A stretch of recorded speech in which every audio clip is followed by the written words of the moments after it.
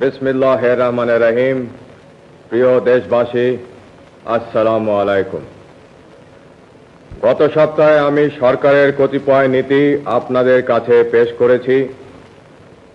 এবার দেশ গঠনে জনগণের অংশগ্রহণের পরিকল্পনা ও সরকারের কার্যক্রমের আরও কয়েকটি দিক আপনাদের সামনে তুলে ধরতে চাই। রাষ্ট্র পরিচালনার ব্যাপারে সংক্ষেপে আমার অনুসৃত নীতি ও কর্মসূচি হচ্ছে: সর্বতোভাবে দেশের স্বাধীনতা, অখণ্ডতা ও সার্বভৌমত্ব রক্ষা করা। শাসনতন্ত্রের চারটি মূলনীতি অর্থাৎ সর্বশক্তিমান আল্লাহর প্রতি সর্বাত্মক বিশ্বাস ও আস্থা, গণতন্ত্র, জাতীয়তাবাদ এবং সামাজিক ও অর্থনৈতিক ন্যায় বিচারের সমাজতন্ত্র জাতীয় জীবনের সর্বস্তরে প্রতিফলন করা। সর্বোপায় নিজেদেরকে একটি আত্মনির্ভরশীল জাতি হিসাবে গড়ে তোলা। প্রশাসনের সর্বস্তরে উন্নয়ন কার্যক্রমে এবং আইন শৃঙ্খলা রক্ষার ব্যাপারে জনসাধারণের অংশগ্রহণ নিশ্চিত করা। সর্বোচ্চ অগ্রাধিকার ভিত্তিতে কৃষি উন্নয়নের মাধ্যমে গ্রামীণ তথা জাতীয় অর্থনীতিকে জোরদার করা। দেশকে খাদ্যে স্বয়ংসম্পূর্ণ করা।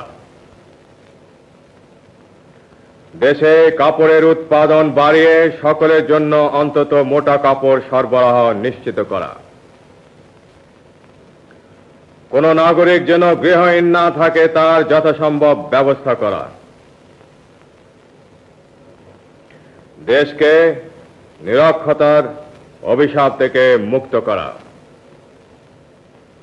সকল দেশবাসীর জন্য ন্যূনতম চিকিৎসার বন্দোবস্ত করা। সমাজে নারীর যথাযোগ্য মর্যাদা প্রতিষ্ঠা করা এবং যুব সমাজকে সুসংহত করে জাতি গঠনে উদ্বুদ্ধ করা।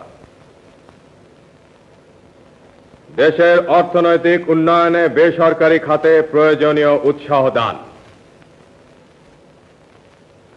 শ্রমিকদের অবস্থার উন্নতি সাধন এবং উৎপাদন বৃদ্ধির সাথে সুস্থ শ্রমিক মালিক সম্পর্ক গড়ে তোলা।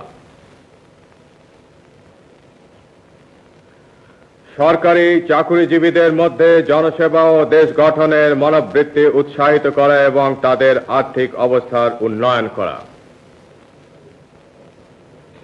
জনসংখ্যা বিস্ফোরণ রোধ করা। সকল বিদেশি রাষ্ট্রের সাথে সমতার ভিত্তিতে বন্ধুত্ব গড়ে তোলা এবং মুসলিম দেশগুলোর সাথে সম্পর্ক বিশেষ জোরদার করা। প্রশাসন এবং উন্নয়ন ব্যবস্থা বিকেন্দ্রীয়করণ এবং স্থানীয় সরকারকে শক্তিশালী করা। দুর্নীতিমুক্ত ন্যায়নীতি ভিত্তিক সমাজ ব্যবস্থা কায়েম করা।